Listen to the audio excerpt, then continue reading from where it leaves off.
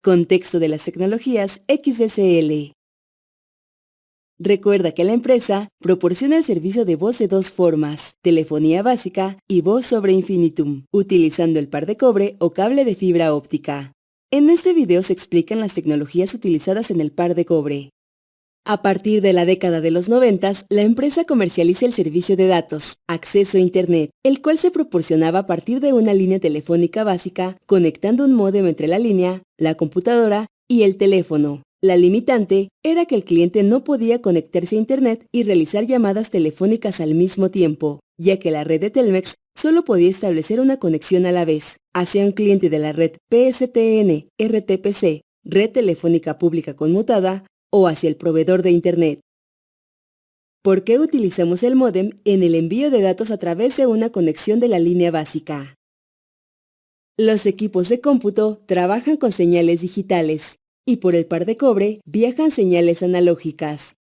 La línea telefónica está en el rango de frecuencias entre los 300 y 3400 Hz. Los datos emitidos por la computadora deben enviarse hacia la central bajo la misma frecuencia. Para lograrlo, los datos digitales deben adaptarse a las señales analógicas, es decir, convertir una señal digital en una señal analógica. A este proceso se le conoce como modulación y lo realiza el módem. Los datos que salen del equipo de cómputo se conocen como señal moduladora. El módem genera una señal portadora analógica, definida por amplitud, frecuencia y fase, que es modificada por la señal moduladora, datos digitales enviados por la computadora. A la salida del módem, tenemos una señal modulada que viaja a través del par de cobre, que depende de las características que se alteren de la señal portadora. Existen diferentes técnicas de modulación para la transmisión digital de información. Veamos los siguientes tipos. Modulación por desplazamiento de amplitud, ASK. En esta técnica se representan los datos digitales como variaciones de amplitud de la onda portadora, en función de los datos a enviar. Modulación por desplazamiento de frecuencias, FSK. Utiliza dos o más frecuencias diferentes para cada símbolo.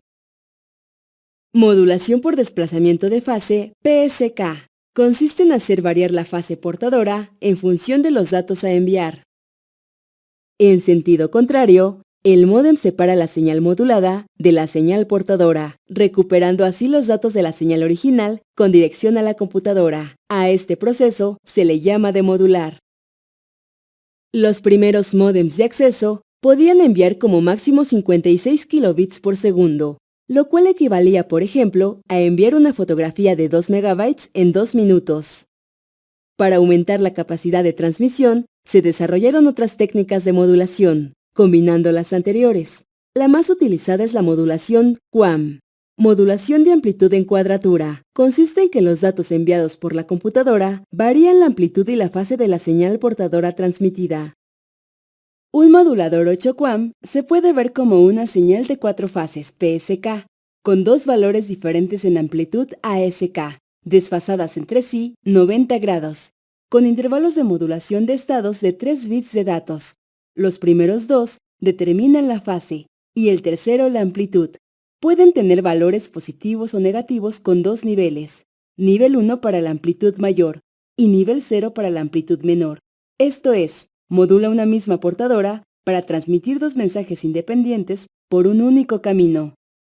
La cantidad de datos que podemos enviar depende de la cantidad de bits que puede modular una portadora.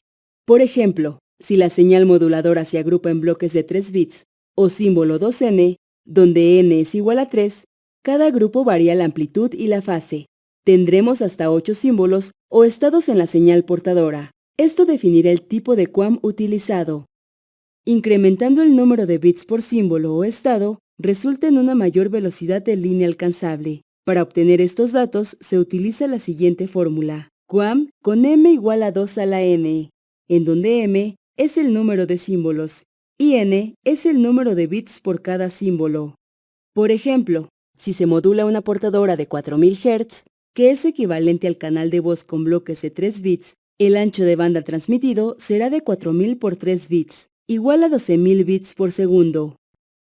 Si aumentamos a 15 bits para modular la misma portadora, tendremos un ancho de banda de hasta 60000 bits por segundo.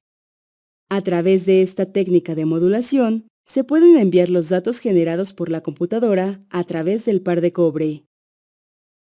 En resumen, las tecnologías XDSL permiten el uso simultáneo de voz y datos, altas velocidades de transmisión, aumentar la capacidad de transmisión con la modulación QAM, utilizan la infraestructura de cobre existente, bajos costos de cambio de expansión y mantenimiento en los equipos del sistema,